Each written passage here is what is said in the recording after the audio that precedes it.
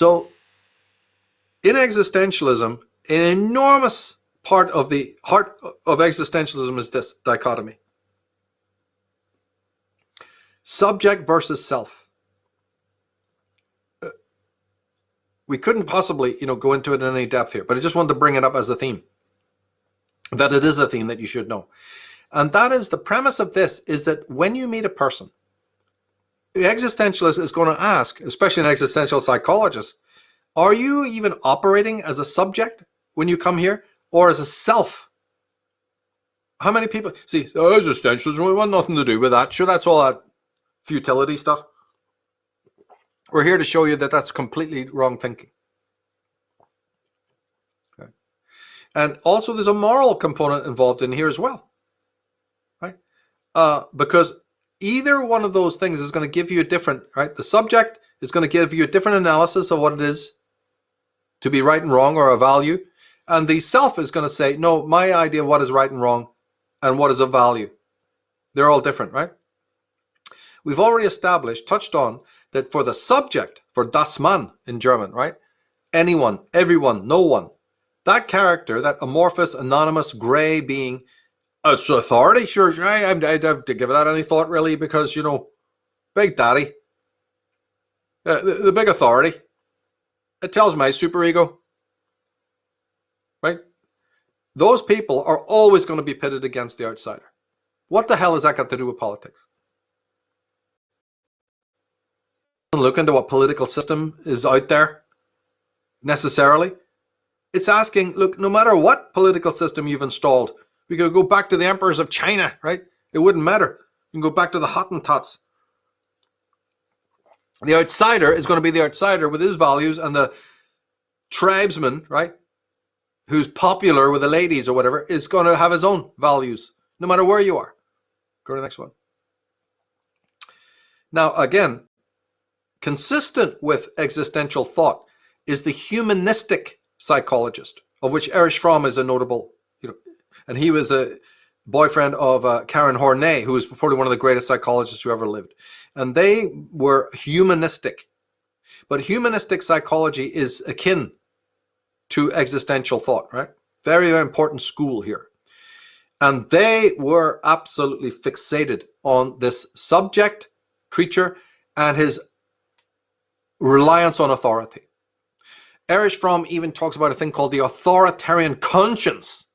He really means the superego, right?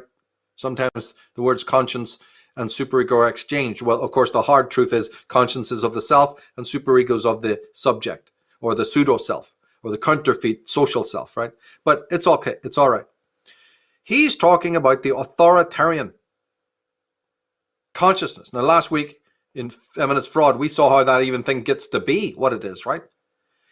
But what Fromm is worried about in his works, and certainly Horney was as well, is that, look, if this authoritarian conscience takes over the whole of consciousness, which it has, we're talking superego control, it will demand that you reject the self. It demands that you reject the conscience and the voice of the conscience. It sweetens that up by giving you the approval of the crowd should you comply. Well, guess what choice most people make? I think it should be patently obvious to everyone listening to us. However, Fromm is also noticing the thing of absolute freedom that Sartre talked about. Because even to make the choice of I'm going to submit myself to the shadow of the authoritarian conscience or to the real conscience of the imperial self, I'm still free to make that choice. So this is what they're based in. As I said, it's a branch of existentialism. Then, if I obey the authoritarian conscience, then you have this Kantian thing where I just do my duty. But Fromm is saying, you don't just say, I was just doing my duty. You say, I'm doing it in the name of morality. Right? So the whole thing has become twisted. What you do is dutiful, but it's in the name of morality. So self-deception, remember we saw self-deceptiveness on the list. That's why I put it there, because my God, I think it's overwhelmingly important. And this was basically Kant's trend. And then the Neo-Kantians trend, a word most people haven't heard of. Neo-Kantians controlled the world, right? They were kicked hard in the shins when the postmodernists came along, Nietzsche, Kierkegaard, Heidegger. But up until that point, where these three men were able to take on this nonsense, the Neo-Kantians ruled the world, and they're very big into duty and society and collectivism. Ayn Rand, I don't think of it as the main thing in her philosophy, but it's a huge part of her philosophy is refutations to Kant. And if we'll put the Rand podcasts that we've done, you rightly said there's others connecting to this. We'll put links below to that because we're not going to unpack that now. But she was very anti-Kantian, and we did a good job. Who was it we had on? Gary Winslow, and we did, I think, at least two of our on our own on that subject. So we don't need to rehash it here. But Kant's limitation is highlighted by Rand. That for Kant, absolute freedom meant was delimited by your responsibility to other people. All good on paper, like it all does, all metaphysics, right? All these other traditions sound good on paper, but when you dig down, you go, if it's duty, and if it's in the name of the community, in the name of society, and the name of Zuckerberg and his guidelines, where's my selfhood in all of that? As we just said, if you obey the authoritarian conscience, it will demand the suppression of your true self. Go to the next slide. So subject versus object becomes quite important because it might include, at least for the subject, self-deceptiveness. That's where it starts. We think we are selves. Doesn't work without the self-deception.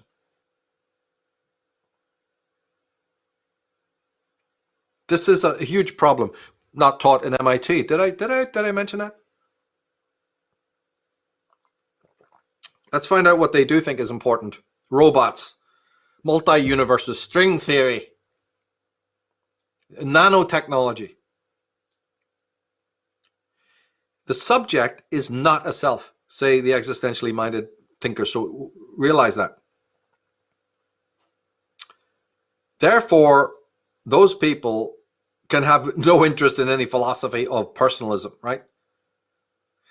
Because the self, unlike the subject, can never submit to authoritarian conscience, can never become a robot or a slave.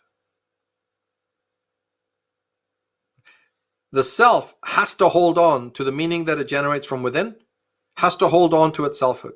That's the outsider. So existentialism, yes, the existentialists do posit a self, and they posit the anti-self, which is the culture, which is the Mitwelt, that doesn't want really anything to do with the Dostoevsky, Thomas Hardy outsider, Colin Wilson outsider, in fact wants to obliterate it, and is in the very process right now of doing so.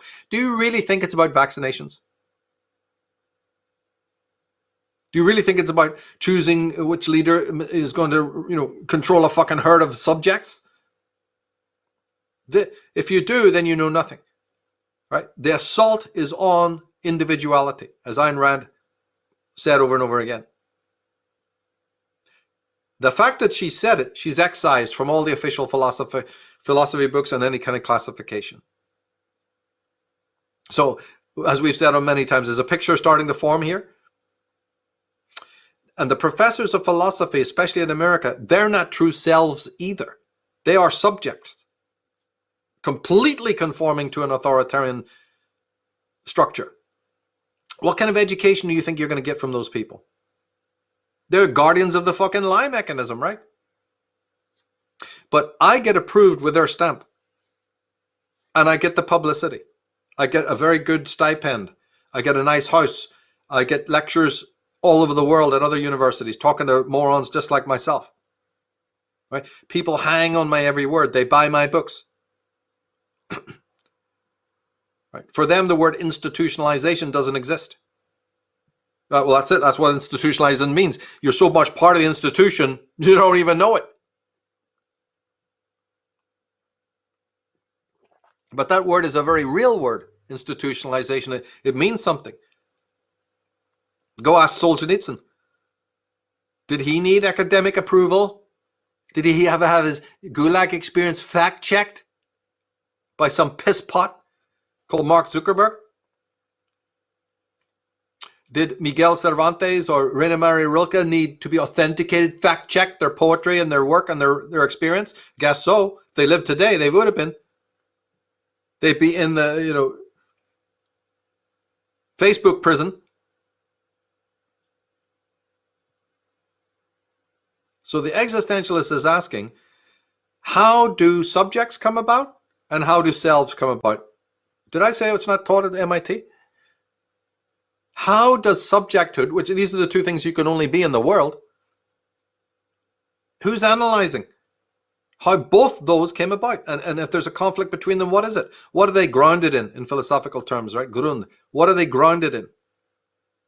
And what happens in a person or to a person, Horney, Fromm, they were seeing these people lying on their couches. What happens to a person who allows themselves to be so reduced? Because as I keep on, the government's asking you to do, the government asks you to do things, but doesn't actually enforce you. You jump over the edge of the cliff. You put on the chains of gold. You fucking sign on for it all. You give up what they ask you to give up. Right? The self doesn't. He's not losing himself in any everyday roles. If he did, he's not contented for very long.